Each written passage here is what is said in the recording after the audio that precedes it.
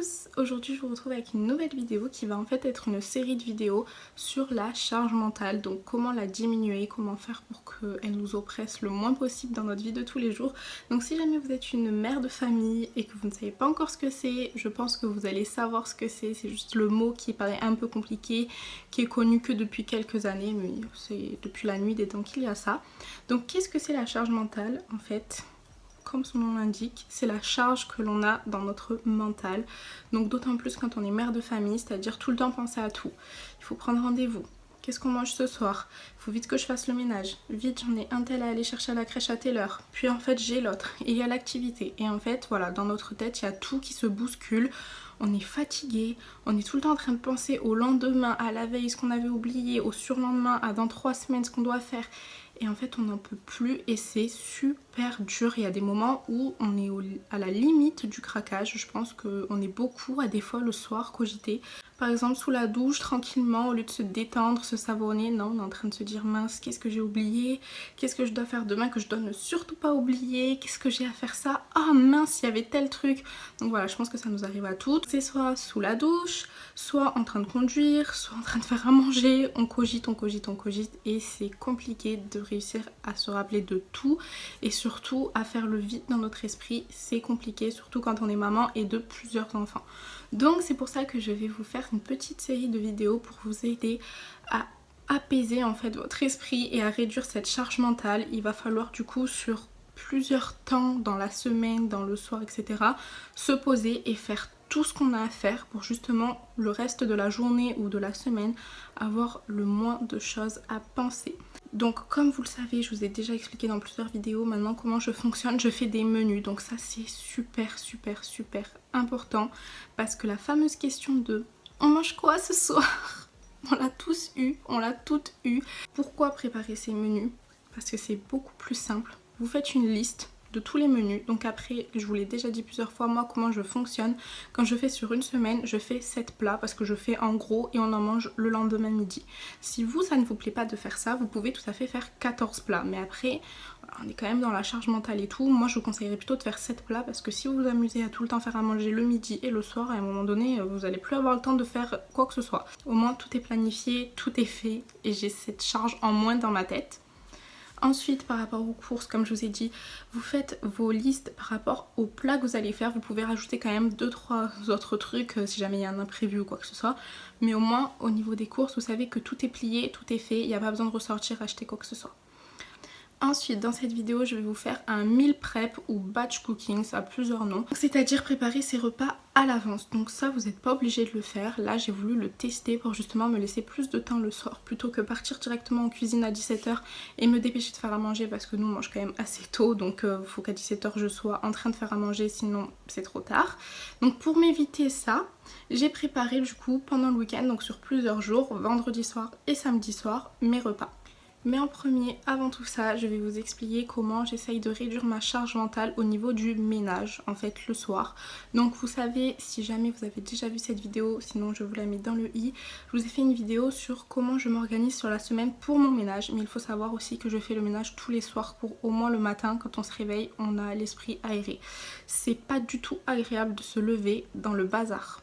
C'est horrible. Là, j'ai tenté l'expérience quand je suis rentrée de vacances, mais c'est vraiment une mauvaise sensation de se lever et d'avoir du bazar de partout et de se dire mince, par quoi je commence? Donc non, on commence pas la journée du mauvais pied, on commence la journée du bon pied avec l'intérieur de sa maison un minimum rangé et un minimum nettoyé. Donc je vais vous montrer comment moi je fonctionne par rapport au ménage du soir et surtout mon nouveau robot. Je vous avais déjà parlé d'un robot, je vous avais dit que c'était mon meilleur ami, mais là non, j'ai trouvé mieux, vraiment, un robot donc, qui fait aspirateur et serpillière et que vous pouvez commander à partir d'une application. Donc, comment vous dire que là, c'est même plus mon meilleur ami, il n'y a pas de mots en fait. Le soir, vous faites votre petit ménage de surface que vous n'avez pas le choix de faire, c'est-à-dire avec la lavette, nettoyer et tout, ça ils n'ont pas encore inventé les robots pour faire ça. Mais ensuite, vous vous couchez. Vous vous mettez devant le canapé, vous regardez un film, vous faites ce que vous voulez, hop, vous mettez en marche le robot et il va vous aspirer et vous nettoyer l'intérieur de votre maison en un claquement de doigts sans que vous n'ayez rien à faire. Donc comme je vous le disais dans l'introduction, je vais vous parler de ce robot qui est le robot Rock et qui fait aussi serpillière en plus de faire aspirateur comme tous les autres robots, mais celui-là il fait serpillière et ça c'est un énorme plus.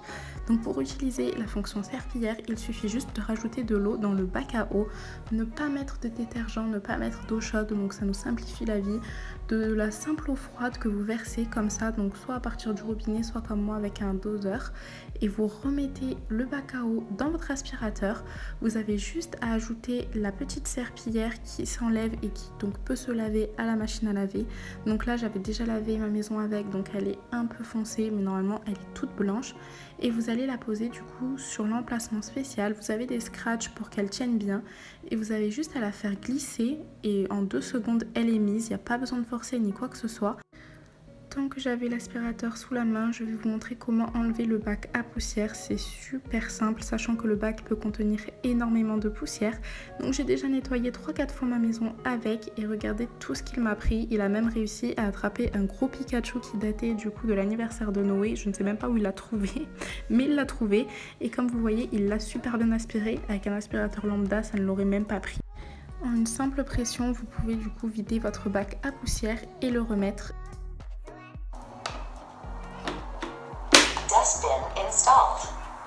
Ce qui est bien aussi avec cet aspirateur, c'est qu'il parle, donc il vous dit tout quand vous mettez le bac à eau, comme quoi il est bien mis, quand vous l'enlevez, quand vous mettez la serpillière, quand vous enlevez le bac à poussière.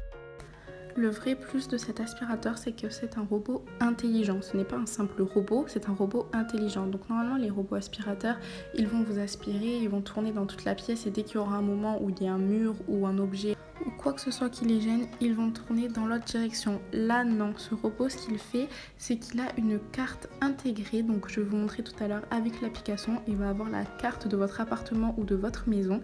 Et en fait, il va la faire lui-même.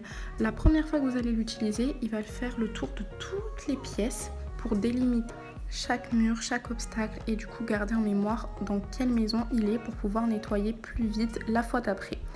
Vous avez aussi possibilité de délimiter des zones, la cuisine, le salon, la salle à manger, le couloir, pour pouvoir après avec l'application dire au robot nettoie que la cuisine ou nettoie que le salon par exemple. Donc ça c'est vraiment bien, sachant qu'en ce moment ils font une promotion de moins 10% sur Amazon. N'hésitez pas à regarder en barre d'infos, je vais vous mettre le lien, ça peut être super intéressant. Avec l'application, vous pouvez aussi sélectionner les modes de nettoyage, donc turbo, silencieux, délicat, maximum. Et pareil pour le niveau de l'eau, donc soit il va laisser un peu d'eau, soit moyennement, soit beaucoup quand il est en mode serpillière. Donc vous pouvez tout contrôler à partir de l'application et ça c'est vraiment bien. Vous ne vous cassez pas la tête avec les modes d'emploi, les notices, tout ça. Vous avez tout avec l'application et c'est réglé.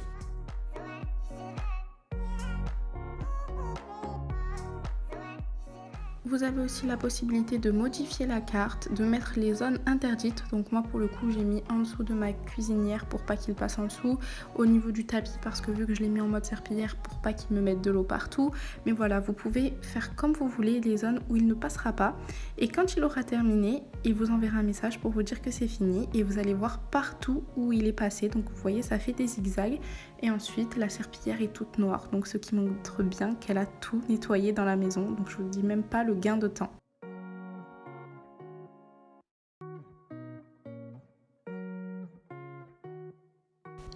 Donc première astuce que je vous ai déjà donnée du coup dans l'introduction et dont je vous parle depuis super longtemps, faire ses menus à l'avance, donc avec 7 ou 14 plats selon ce que vous voulez. Et ensuite vous allez faire votre liste de courses selon les plats que vous avez décidé de faire sur la semaine. Donc si jamais vous n'avez pas trop d'idées, je vais vous mettre juste après ce que moi j'ai choisi comme plat et dans tous les cas vous l'avez juste après dans mon meal prep. Mais sinon moi je me prends des idées sur internet, donc soit sur Pinterest, soit sur Google, enfin un peu de partout. C'est bien aussi de changer, de pas toujours manger la même chose.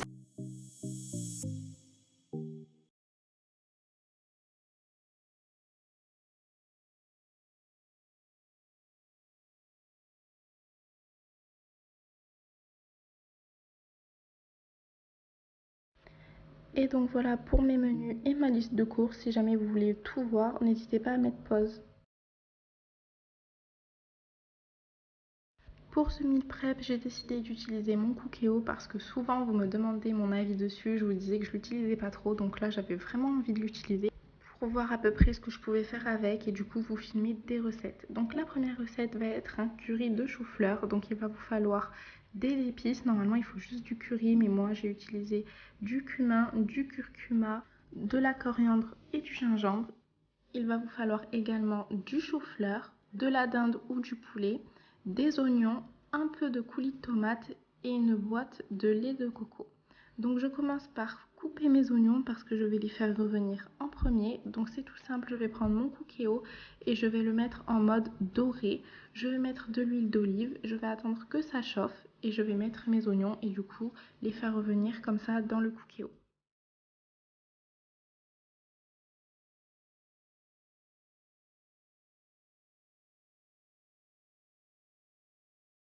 Pendant que les oignons sont en train de revenir, je vais couper ma dinde en petits morceaux. Donc après, comme je vous ai dit, vous pouvez tout à fait mettre du poulet si jamais vous n'êtes pas trop fan de la dinde. Mais la recette que j'avais trouvée sur internet était avec de la dinde et ça faisait un petit moment qu'on n'en avait pas mangé comme ça, à part pour Noël. Donc j'ai voulu tester avec.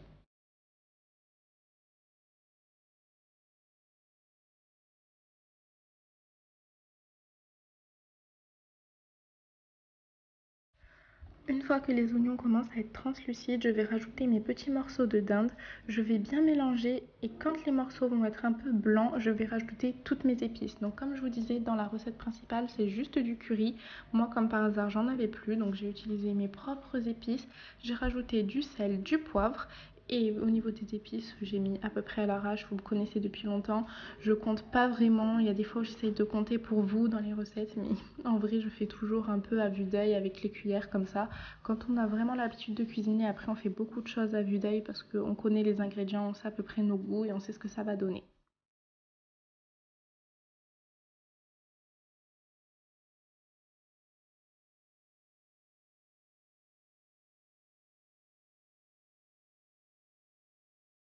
Une fois que la dinde est cuite, je vais rajouter mon lait de coco. Donc moi je préfère toujours prendre du lait de coco en boîte. Je trouve qu'il est meilleur que le lait de coco comme ça en brique. Mais après ça c'est chacun comme il veut.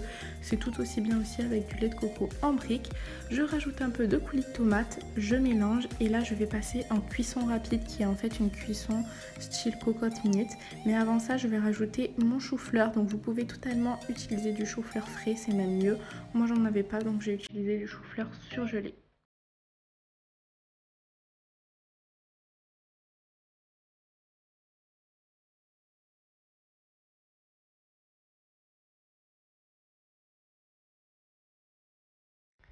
Pendant que la cuisson de mon curry de chou-fleur est en train de se faire, je vais commencer par ranger tous les ingrédients que j'ai utilisés pour cette recette-là et sortir les ingrédients que je vais avoir besoin pour ma seconde recette qui va être un bœuf aux oignons. Donc il va vous falloir plusieurs oignons. Donc dans la recette il disait d'en mettre 6, moi j'en ai mis 5. Il va vous falloir du vinaigre balsamique, de la sauce soja sucrée, un cube de bouillon de bœuf, de l'eau, du sel et du poivre. Donc vous allez commencer par couper vos oignons. Donc ne faites pas la même erreur que moi d'enlever la première grosse peau. Là je m'en suis pris plein les yeux, ça m'a piqué, j'ai pleuré et tout, ça fait trop mal. D'ailleurs si jamais vous avez des astuces pour avoir les yeux qui piquent moins quand on coupe des oignons, n'hésitez pas à me les mettre en commentaire parce qu'à chaque fois que je cuisine je me fais avoir et j'ai les yeux qui piquent, c'est une horreur.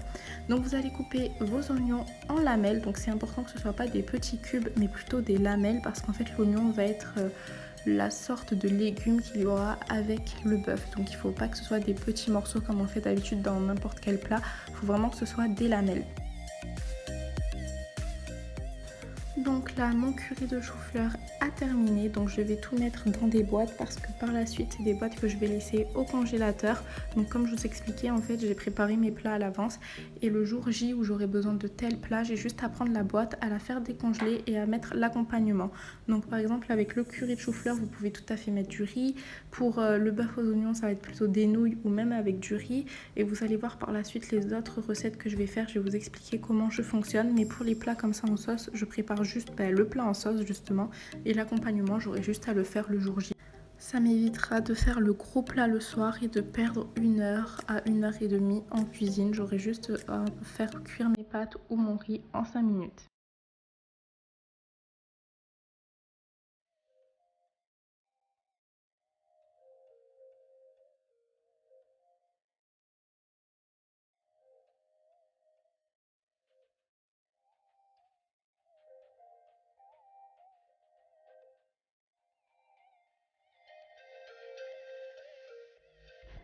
Et maintenant que mon premier plat est terminé, je vais me remettre à mon bœuf aux oignons. Donc j'ai nettoyé la cuve de mon cookéo, je vais mettre de l'huile d'olive et je vais faire du coup revenir mes oignons en lamelles. J'ai quand même mis pas mal d'huile parce qu'il y a énormément d'oignons. Donc j'ai bien fait attention de mettre le saladier au fond du cookéo pour faire tomber les oignons. Faites toujours attention à faire ça même quand vous faites de la cuisine au gaz ou même sur des plaques à induction. Parce que souvent quand on fait tomber les oignons dans l'huile chaude et qu'on les fait tomber de trop haut, ça peut vous éclabousser dessus et vous faire très mal. Donc faites attention, voilà, c'est une petite précaution. Et donc je vais les faire revenir jusqu'à ce qu'ils deviennent un peu translucides.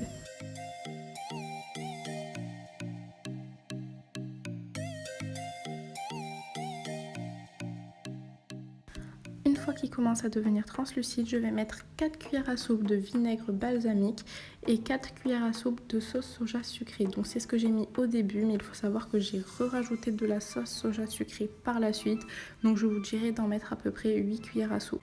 Et je vais mélanger jusqu'à ce que les oignons caramélisent. Une fois qu'ils auront la bonne texture, je vais les enlever et les remettre dans le saladier et les mettre pour plus tard. Quand ça c'est fait, je vais remettre un tout petit fond d'huile dans mon cookéo et je vais commencer à faire cuire mon bœuf que j'aurai coupé en fines lamelles.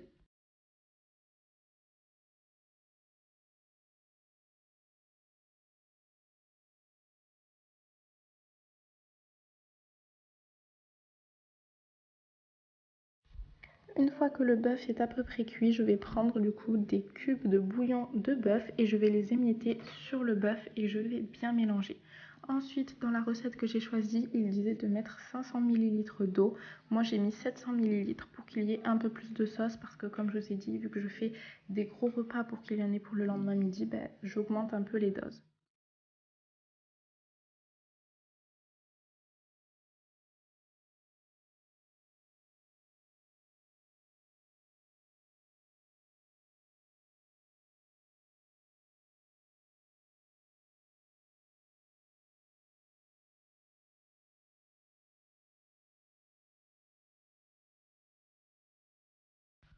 Et du coup, j'ai rajouté un autre cube de bouillon de bœuf. Ensuite, je mélange bien pour bien diluer tous les ingrédients ensemble et je vais passer encore à une cuisson rapide, donc une cuisson cocotte pour 2 minutes. Et quand vous enlevez cette cuisson-là, en fait, ça va être encore liquide. Donc il faut remettre sur le mode doré et laisser du coup jusqu'à ce que ça s'épaississe. Moi j'ai rajouté une petite cuillère à café de fécule de maïs. J'ai bien mélangé et je laissais Walid s'en occuper pendant que je suis partie prendre ma douche parce qu'il était assez tard. Je vais vous montrer après l'heure qu'il était. Il était vraiment très tard. Mais ça après vous pouvez le faire plutôt en fin de soirée vers 20h quand les enfants sont couchés. Ça prend pas beaucoup de temps. Moi j'avais d'autres choses à faire donc je l'ai fait super tard. Ne suivez pas mon exemple parce que sinon ça va plus vous fatiguer qu'autre chose de faire ça. Une fois que votre bœuf avec la sauce a bien épaissi, vous avez juste à rajouter vos oignons, à bien mélanger et vous laisser dorer à peu près 2 minutes histoire que tout se lie bien ensemble, que tout prenne le goût de tout et ce sera terminé.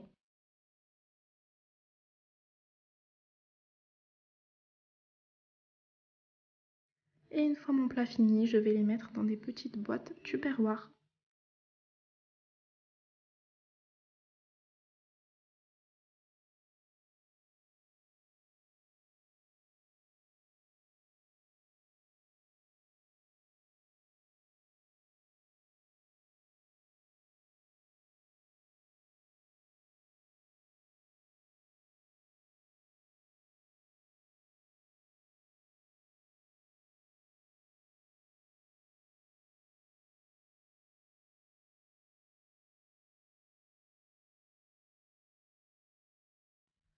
Donc cette astuce-là, je vous l'avais déjà faite dans une vidéo. Si jamais vous ne l'avez pas encore vue, je vous la mets dans le petit i. C'était comment organiser ses tâches ménagères sur la semaine. Donc je vous explique comment moi je fonctionne. Et j'avais tout fait sur un petit planning sur feuille. En fait, c'était surtout pour Walid quand j'allais être à la maternité pour qu'il sache à peu près quel jour, ce que je fais, etc. Et là, j'ai trouvé ce gros planeur. Donc Walid s'est foutu de moi en disant qu'on aurait dit que j'allais au tableau comme quand on était en cours. Donc c'est pour ça que je me suis pris un fou rire.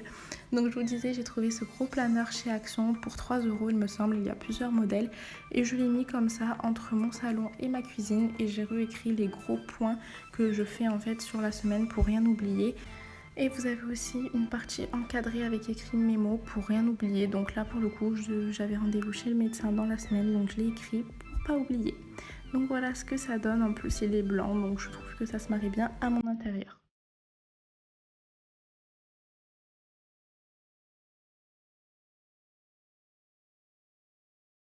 Ensuite, j'ai continué à préparer mes repas en avance, mais sur un deuxième jour. Donc c'est ce que je vous conseille de faire pour éviter de passer votre soirée en cuisine.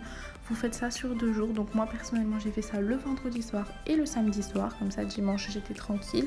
Donc là, pour le coup, je fais plutôt du montage vidéo, mais ça, vous n'allez pas le faire. Vous n'avez pas de chaîne YouTube. Mais voilà, au moins le dimanche soir, sachant que le lundi matin, vous repartez avec l'école et compagnie, ne vous mettez pas à faire de la cuisine. C'est mieux de mettre ça dans le week-end. Donc là, je vais préparer ma bolognaise parce que j'ai prévu de faire des lasagnes. Et pour les lasagnes, je vous conseille pas de les faire à l'avance et d'après les congeler, c'est pas top. Donc moi, ce que je fais, c'est que je prépare ma bolognaise et ma béchamel. Pour le coup, j'avais déjà de la béchamel des autres fois, donc là, j'en ai pas préparé. Mais du coup, vous préparez juste vos 2 sauces et le jour même où vous allez faire vos lasagnes, vous avez juste à sortir les pâtes, votre plat et en fait poser la pâte, mettre votre sauce, poser une autre pâte, mettre votre sauce, ainsi de suite, mettre du gruyère et hop au four en 5 minutes, c'est réglé. Donc moi dans ma bolognaise, je rajoute beaucoup de légumes pour pouvoir faire manger des légumes aux enfants et je trouve que du coup ça donne un meilleur goût aussi. Normalement je mets carottes, courgettes, aubergines. Là j'avais envie de changer et mettre que courgettes et aubergines.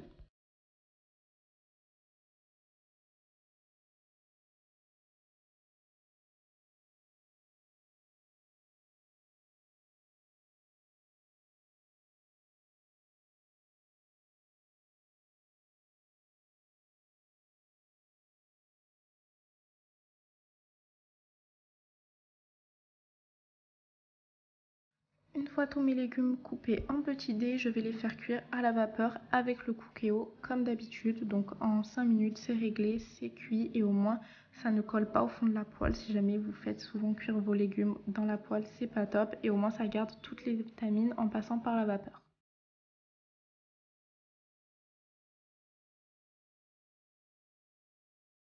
Donc dans une poêle, je vais faire revenir des oignons.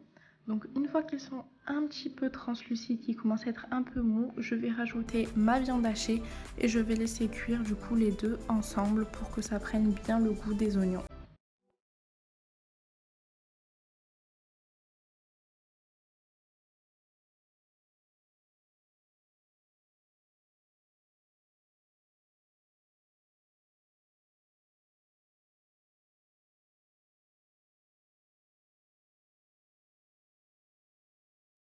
Dans ce mélange de viande, je rajoute du sel, du poivre et un peu d'ail semoule, ça rehausse le goût. Et voilà, je vais mélanger jusqu'à ce que ça cuise. Et je vais mettre le couvercle pour que ça cuise beaucoup plus vite.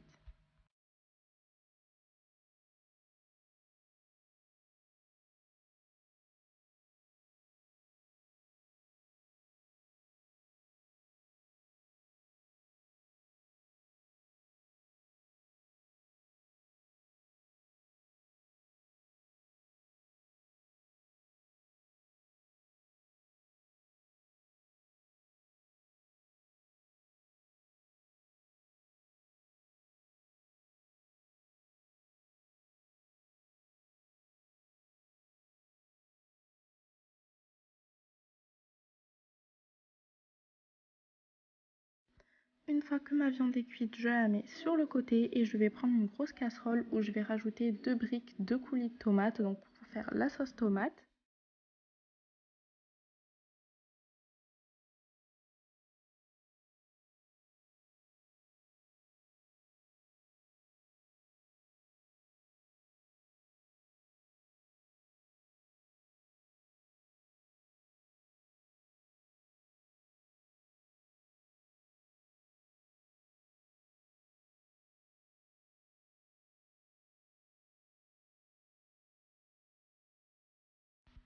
Et dans cette sauce, je vais rajouter mes légumes cuits à la vapeur. Je vais bien mélanger et je vais laisser cuire comme ça jusqu'à ce que en fait, le goût des légumes s'imprègne bien dans la sauce tomate.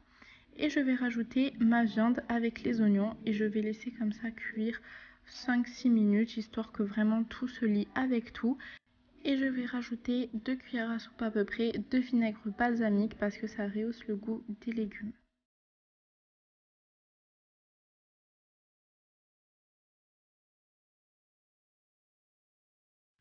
Une fois que ma bolognaise est prête, je vais la mettre dans des boîtes comme d'habitude, dans plusieurs portions. Donc si jamais vous avez des plus grosses boîtes, vous pouvez faire comme ça. Si jamais vous utilisez votre bolognaise plutôt pour faire de la sauce qui accompagnera des pâtes, vous pouvez prendre des petites boîtes et du coup faire des plats individuels. Enfin voilà, ça après c'est comme vous voulez.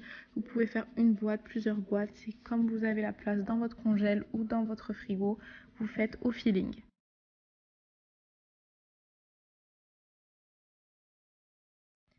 Et ensuite, quatrième et dernier plat que je vais réaliser, ça va être la garniture pour faire des faritas. Donc c'est tout simple, je vais prendre des oignons et des poivrons que je vais faire revenir dans un peu d'huile d'olive. Je vais rajouter un peu d'ail semoule pour rehausser le goût. Et une fois que mes poivrons et mes oignons seront cuits, je vais les mettre sur le côté.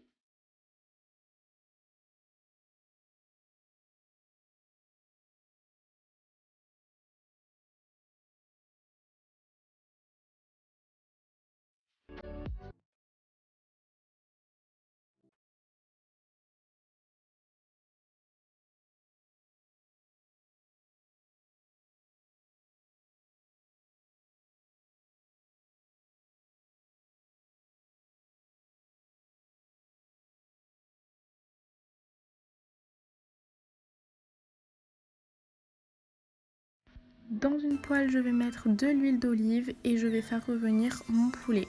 Une fois que mon poulet commence un petit peu à cuire, je vais rajouter les épices dont j'ai besoin. Donc moi, je vais mettre des épices chili que j'ai trouvées simplement en boucherie et des épices poulet, pareil en boucherie. Donc vous pouvez aussi les trouver en grande surface. La marque Ducros font des épices chili, ça je le sais. Et les épices poulet, je suis pas sûre, mais je pense que vous pouvez en trouver dans les magasins lambda. Vraiment Ducros, ils font souvent des mélanges d'épices. Je pense réellement que vous pouvez trouver. Je vais saler, poivrer aussi. Et rajouter un petit peu de paprika. Donc le piment doux, c'est du paprika. Si jamais vous ne le saviez pas, parce que moi je l'ai appris il n'y a pas très longtemps, donc je préfère le dire, on sait jamais. Voilà, le piment doux, ça ne pique pas du tout, c'est simplement du paprika. Et je mélange comme ça jusqu'à ce que vraiment la viande soit cuite. Ensuite, je vais égoutter mon poulet pour enlever toute l'eau qu'il a lâchée, le mélanger avec mon mélange poivron-oignon et le tour est joué. Et ensuite, je vais le mettre dans des petites boîtes. Donc moi, j'ai préféré mettre dans 4 petites boîtes, comme ça me faisait vraiment 4 portions. Mais après, comme je vous ai dit tout à l'heure pour la bolognaise, c'est comme vous voulez. Vous pouvez mettre dans une grosse boîte ou dans plusieurs petites boîtes. Et le jour où je ferai mes faritas, j'aurai juste à prendre ma galette, à mettre mes sauces et à rajouter du coup ma préparation là qui est toute prête. Un petit peu de fromage râpé et ce sera terminé. J'aurai pas toute cette préparation à faire.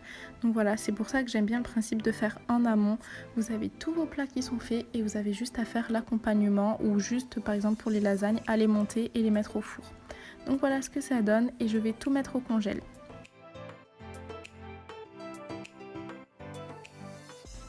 Et enfin, dernière astuce pour cette vidéo que je vous ai déjà donnée depuis très longtemps, c'est de faire son ménage le soir. Je trouve ça important. Après, je vous avoue que des fois, quand c'est pas hyper sale, je le fais pas. Mais on va dire que sur les 7 jours de la semaine, je le fais au moins 4 jours.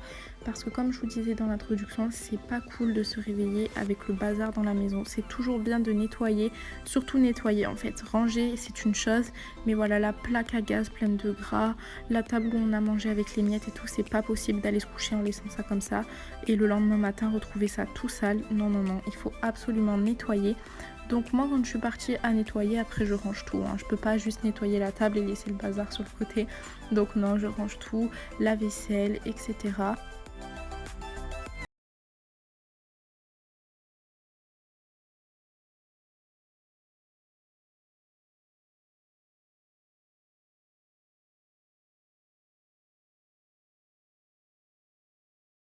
Toutes mes surfaces en hauteur, les surfaces du bas, ce n'est même pas moi qui m'en occupe. Je mets en route mon aspirateur Roborock et il fait tout pour moi. Donc il aspire et il nettoie le sol.